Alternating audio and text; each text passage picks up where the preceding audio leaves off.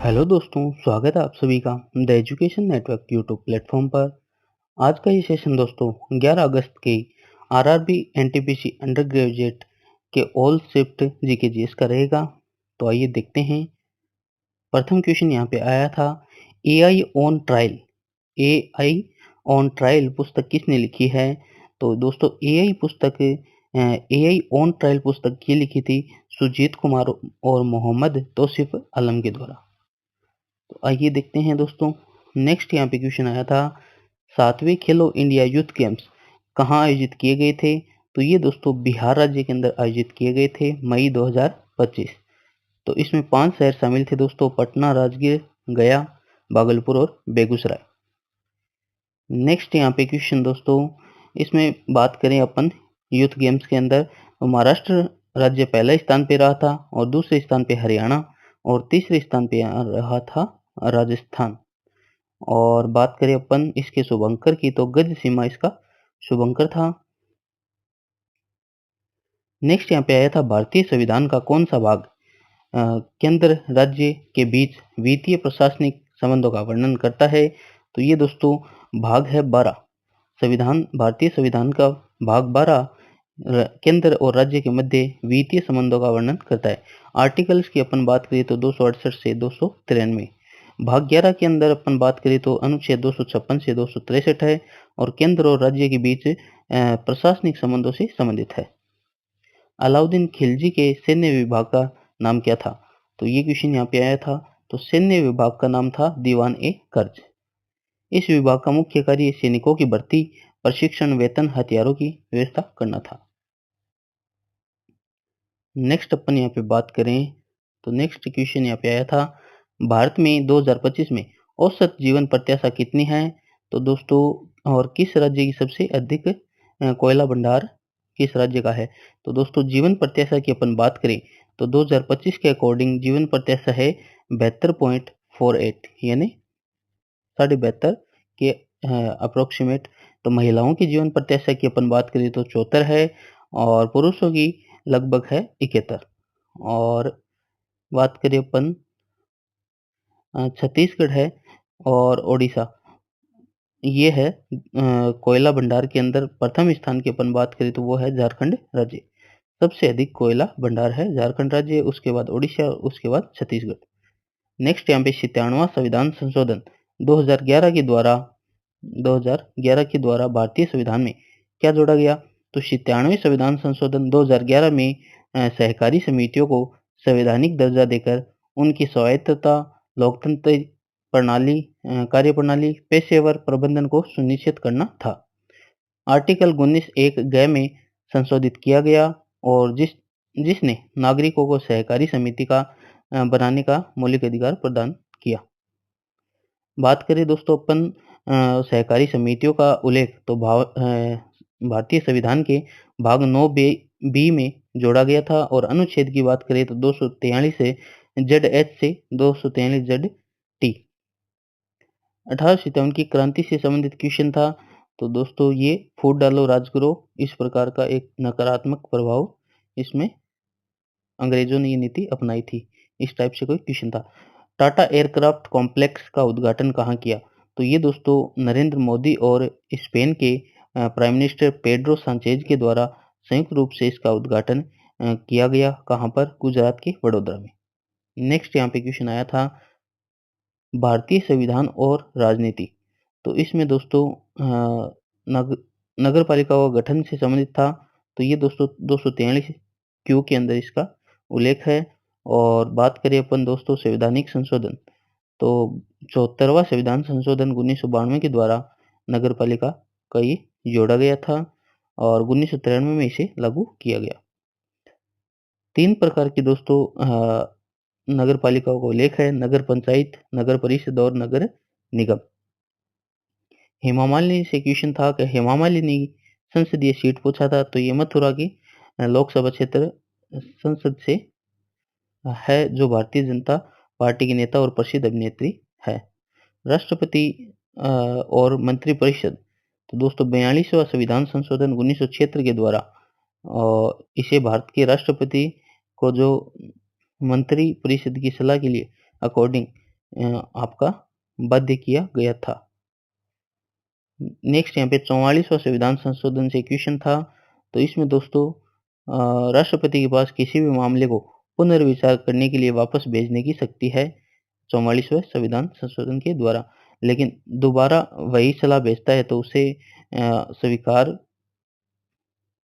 करना होगा। इस प्रकार से क्वेश्चन था। भारतीय इतिहास से क्वेश्चन था, हैदराबाद का भारत में विलय, तो ये दोस्तों ऑपरेशन पोलो के द्वारा सितंबर 1948 तक चला था। शक वंश के संस्थापक पूछा था तो वो थे म्यूस मोगा। भक्ति आंदोलन से यहाँ क्वेश्चन देखने को मिला था। और भक्ति आंदोलन के संत की अपन बात करें तो ये दोस्तों रामानुज, कबीर, तुलसीदास, मीराबाई, गुरु नानक, चैतन्य महाप्रभु।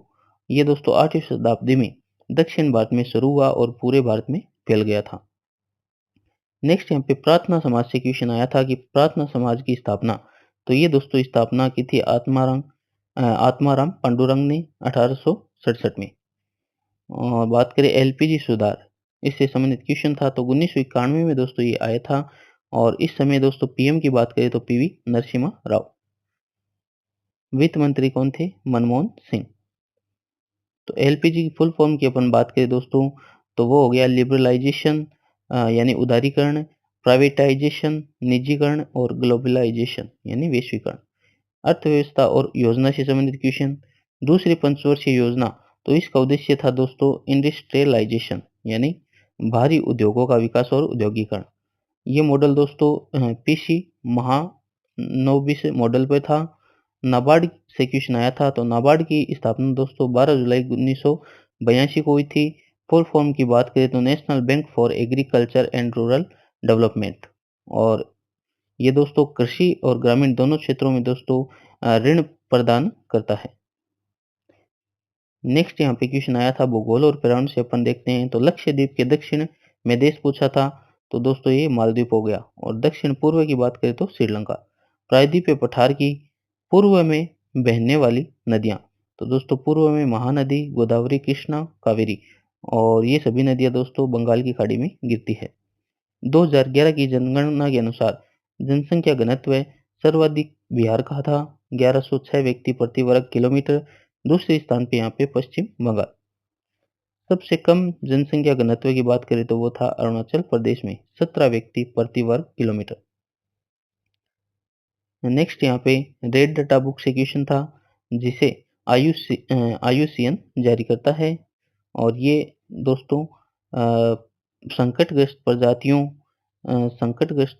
जैसे पौधे, जानवर, अन्य जीवों की एक सूची तैयार करता है जो खतरे में है या विलुप्त है। नेक्स्ट यहाँ पे विज्ञान और प्रौद्योगिकी से क्वेश्चन था कि कंप्यूटर के 3 महत्वपूर्ण घटक, तो इनपुट यूनिट, कीबोर्ड और mouse, CPU central processing unit जो कंप्यूटर का मस्तिष्क है, डेटा को प्रोसेस करता है। और तीसरा है आउटपुट यूनिट, मॉनिटर और प्रिंटर। अनुदैर्ध्य तरंग लॉन्गिट्यूडनल वेव की अपन बात करें तो ये दोस्तों एक साउंड वेव है यानी ध्वनि तरंग है। तो अनुदैर्ध्य तरंग ध्वनि तरंग। अनुप्रस्थ तरंग की बात करें इंग्लिश में ट्रांसवर्स वेव, तो ये दोस्तों कंपन तरंग की गति की दिशा में जो आपके लंबवत होते हैं। ऑडियो आउटपुट डिवाइस, तो ये स्पीकर हो गया। माइक्रोफोन एक इनपुट डिवाइस है। नेक्स्ट यहाँ पे था खेल और अवार्ड से अपन बात करें तो इसमें दोस्तों एशियाई शीतकालीन खेल आयोजन स्थल की बात करें तो चीन के हार्बिन शहर। और 9वां संस्करण था। पदक तालिका में चीन यहाँ पर पहले स्थान पे रहा था। भारत को कोई पदक नहीं मिला, कोई पदक नहीं जीता है भारत के द्वारा।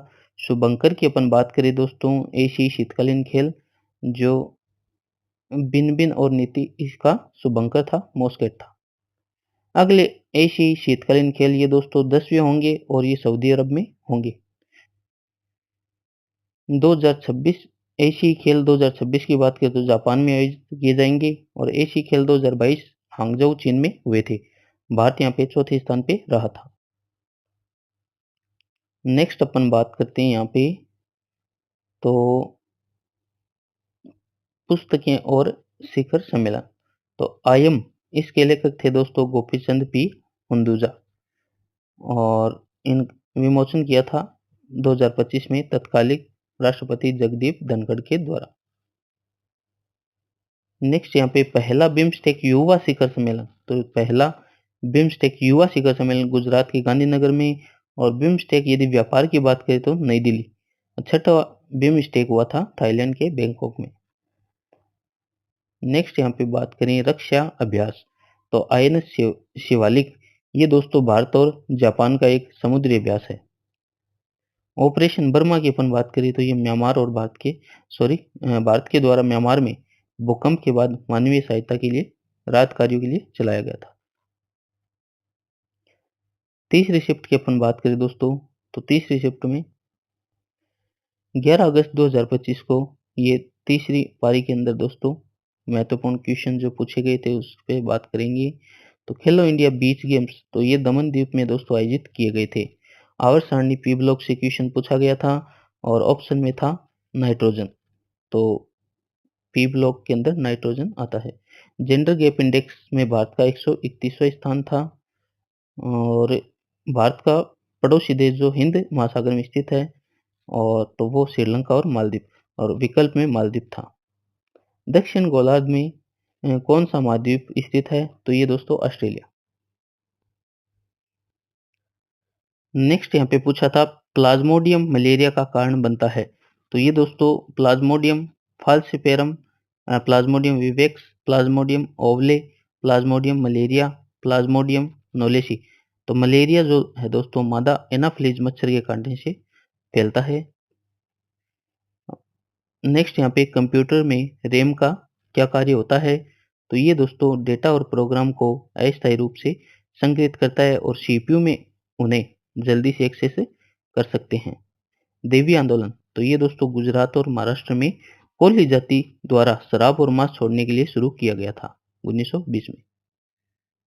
तो विकल्प में दोस्तों गुजरात दिया गया था देवी आंदोलन। मिजोरम राज्य की आधिकारिक भाषा तो ये मिजो हो गई। और भारतीय संविधान के किस अनुच्छेद में धन विधेयक का वर्णन है? तो ये अनुच्छेद 110। और बजट की बात करें तो वार्षिक वित्तीय विवरण इस नाम से उल्लेखित है, तो अनुच्छेद 112। बजट नाम से भारतीय संविधान में कोई उल्लेख नहीं है, वार्षिक वित्तीय विवरण नाम से उल्लेख है। मंत्रिपरिषद और मंत्रिमंडल में क्या अंतर है? तो मंत्रिपरिषद दोस्तों एक बड़ा निकाय है और मंत्रिमंडल एक छोटा निकाय है। और मंत्री परिषद में कैबिनेट मंत्री, राज्य मंत्री और उप मंत्री शामिल होते हैं, और मंत्रिमंडल में एक छोटा निकाय जिसमें केवल कैबिनेट मंत्री शामिल होते हैं। अंतर्राष्ट्रीय आइस हॉकी चैंपियनशिप 2025 तो ये दोस्तों अमेरिका के द्वारा स्विट्जरलैंड को हराकर जीता गया था। भारतीय वायुसेना के वायु कर्मचारियों के वर्तमान उप प्रमुख कौन है? तो ये दोस्तों नर्मदेश्वर तिवारी जो मई 2025 में नियुक्त हुए। अपाला और दोष शब्द तो ये ऋग्वेद में इसका उल्लेख है। तो 44वां संविधान संशोधन से क्वेश्चन था, तो इसमें दोस्तों अनुच्छेद 38 के क्लोज 2 ये जोड़ा गया था और इसमें राज्य सामाजिक आर्थिक और राजनीतिक न्याय से युक्त एक सामाजिक व्यवस्था की सुरक्षा करेगा, राष्ट्रीय जीवन के सभी संस्थाओं में असमानताओं को कम करेगा। दिल्ली के वर्तमान शिक्षा मंत्री इससे क्वेश्चन था, तो ये दोस्तों आशीष सूद जो फरवरी 2025 में नियुक्त हुए। अरविंद घोष के खिलाफ गवाही देने वाला पहला व्यक्ति कौन था? तो ये नरेंद्र नाथ गोस्वामी था। नेक्स्ट यहाँ पे साइक्लोन एक्सरसाइज से क्वेश्चन था, तो ये दोस्तों भारत और इजिप्ट या मिस्र के मध्य होता है, तीसरा संस्करण था। फरवरी 2025 में राजस्थान के महाजन फील्ड फायरिंग रेंज में आयोजित किया गया।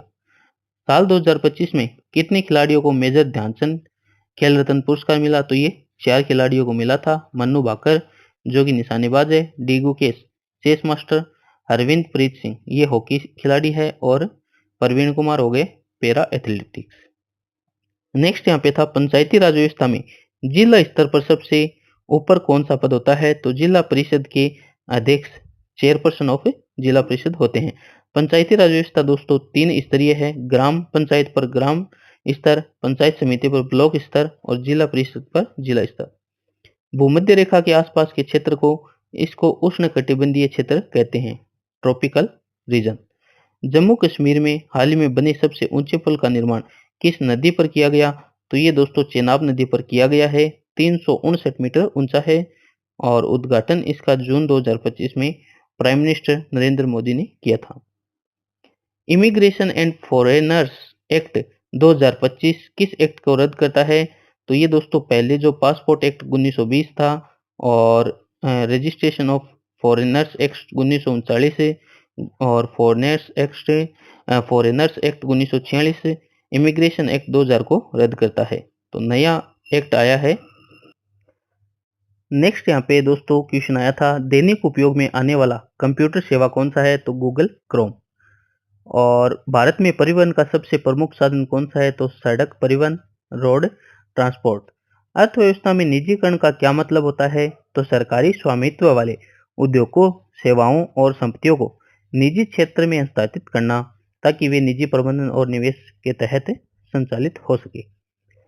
ऑपरेटिंग सिस्टम का पूछा था कि इनमें से कौन सा ऑपरेटिंग सिस्टम है? तो दोस्तों operating system Windows, Mac OS, Linux, Android, iOS और यूनिक्स ये सभी ऑपरेटिंग सॉफ्टवेयर है।